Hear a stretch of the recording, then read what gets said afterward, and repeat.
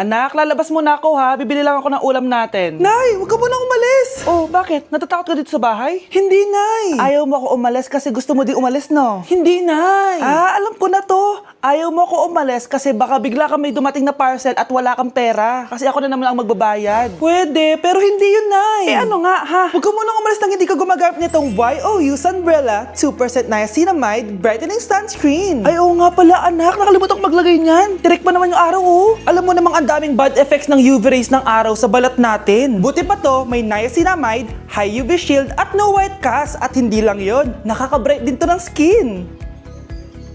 Wow, anak, wala nga talaga siyang white cast at non-greasy din. Perfect talaga to. Sige na, Nay, umalis ka na. Papapuntahin ko yung jowa ko dito, ha? Ayan tayo, eh.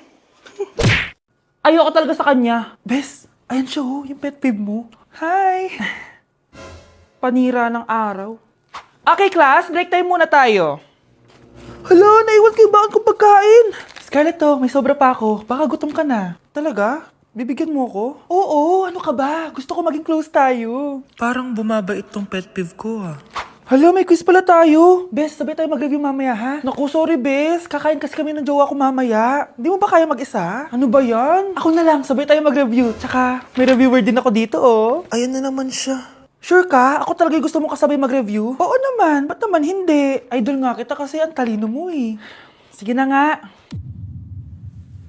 Okay, class. Para sa activity natin today, pili kayo ng partner nyo. Best, partner tayo ah. Sorry na, Best. Partner na kasi kami ng baby loves ko eh. Partner na kami ng baby loves ko eh. Tayo na lang yung partner, Scarlett. Ikaw na naman. Buti ka pa. Gusto mo ako makapartner. Ayan, perfect! Partner kayo ng pet peeve mo. Ha? Best! Pet peeve mo pala ako? After mo siraan sa amin yan, BFF na kayo ngayon? Samantha! Samantha? Magpapaliwanag ako. Oh, ba't nandito ka? Pet peeve mo ako, di ba? Umalis ka na! Oo! Pet peeve kita! Dati. Kasi ang sungit mo sa akin eh. Tapos palagi mo ako iniinis. Alam mo kung bakit? Kasi gusto kita. Ha? Wala. Never mind. Samantha! Nay, give me a bait. Ganto pala tong lalo na to. Taka. Hoy, mayami laway! Nakakatakot. Among Us? Ayoko niyan. Anak, gumising ka na. Christmas party niyo na. Christmas party na namin, Nay! Sana maganda yung regalong matatanggap ko mamaya. Kumain ka na dyan, anak, ha? Anong meron, Nay? Bakit ang dami pong pagkain? Siyempre, anak, malapit na magpasko. Tara, kain na tayo. Niluto ko lahat ng favorite mo. Talaga, Nay? Hay, sana palagi na lang Pasko. Ay, may nangangaraling ata. Wait lang, anak. Nangangaraling po! Ang seselage awetan na awit ang hando sa nga ng Pasko magmalaba joy joy. Merry Christmas po! Galing mo naman! No, ito, 10 pesos. Ayan na! 10 pesos? Ang ganda ng boses ko tapos 10 pesos lang bibigay mo sa akin?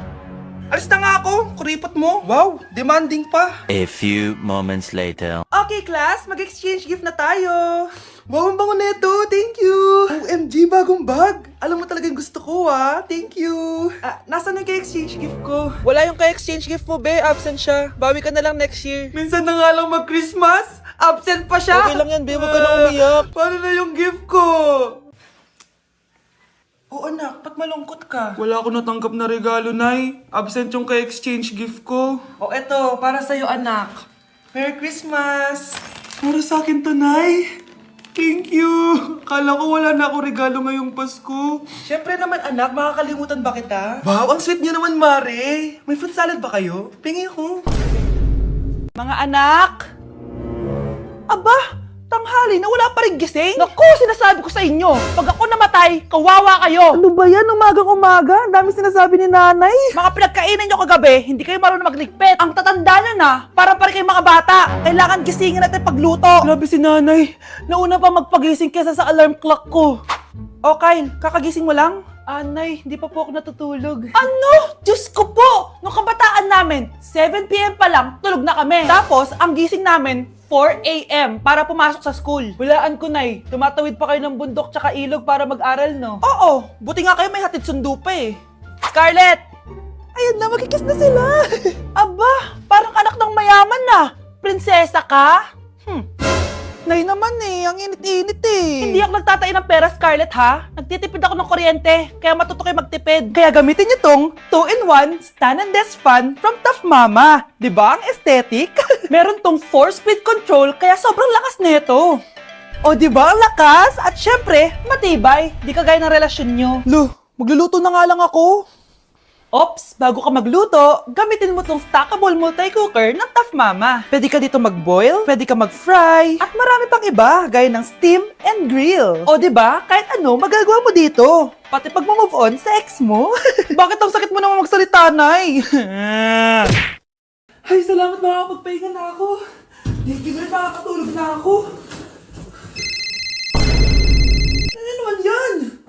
Be, nasan yung part mo sa research? Kailangan na natin yun. Kakauwi ko lang, tama. Tayo ay nasa bahay. So, ang mga schoolworks, yung mga research, iwan natin yan sa school. So, kapag kakauwi ko lang at gusto ko matulog, imbes na wag kang tumawag, anong ginawa mo?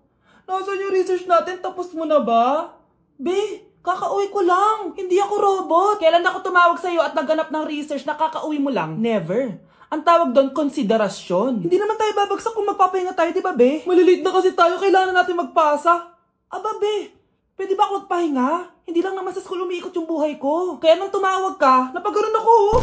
Aba, sira ulo to, ah. Kakauwi ko lang, ah. Pahinga din tayo, be. Baka bago natin mapass yung research natin, mapass away tayo. Sige na. Anak, bumili ka nga ng paminta kila Aling Bebang. Isa lang, ha? Sige po, Nay.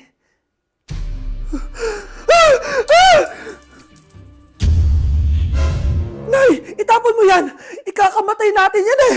Napapano ka ba, anak, ha? May napanood kasi ako, Nay. Itapon mo yan! Ay na nga ba sinasabi ko eh. Kaka-cellphone mo yan eh. Kung ano-ano pinapanood mo. Ayoko pa mamatay. Diba, baliw na ata to. Hindi ka pwedeng mamatay! Pre, may kalaban sa mido. Habulin nyo. Defend nyo na yan. Bilis. Matatalo tayo nyan eh. Nasagasaan daw ng langgam. May ganun ba? Excited na ako kumain. Hala, magkikis na sila. Let's go, guys! Ayan, malapit na! Yes! Manalo! Bakit gano'n siya tumawa? Grabe, ubos agad. Wala na naman. Grabe kayo. Ako bumili tapos kayo kumain. Next time kasi, Nay, bilhin mo na lahat ng crispy patata sa supermarket.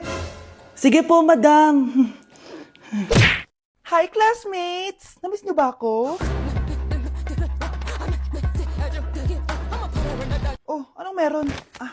Mag-review ka na rin, be. May long quiz daw. Excuse me? Hindi ko kailangan mag-review. Stock knowledge lang. Wow, stock knowledge. Spell mo nga. Watch and learn.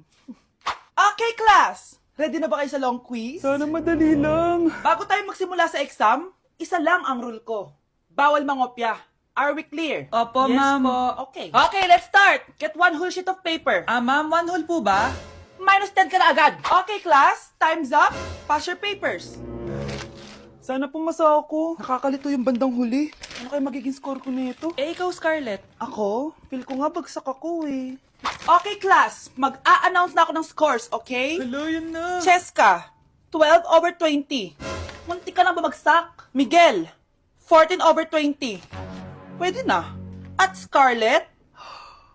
Perfect! Wow, paano nagawa ni Scarlett yun? Grabe namang stock knowledge siya. Ma'am, may kodigo siya sa kuko niyo. Ha? Totoo ba? Scarlett, patingin ang kuko mo. Kaya pala perfect ka? Dapat bagsak na yan eh. Ang daya. Aba, bakit ako babagsak? Ang number 1 rule lang naman ni ma'am ay bawal mangopya. May sinabi ba siyang bawal maglagay ng sagot sa kuko? Meron ba? Ba't parang kasalanan ko? May point si Scarlett. Pointless. Next time, kilalanin yung mga binabangga nyo, ha?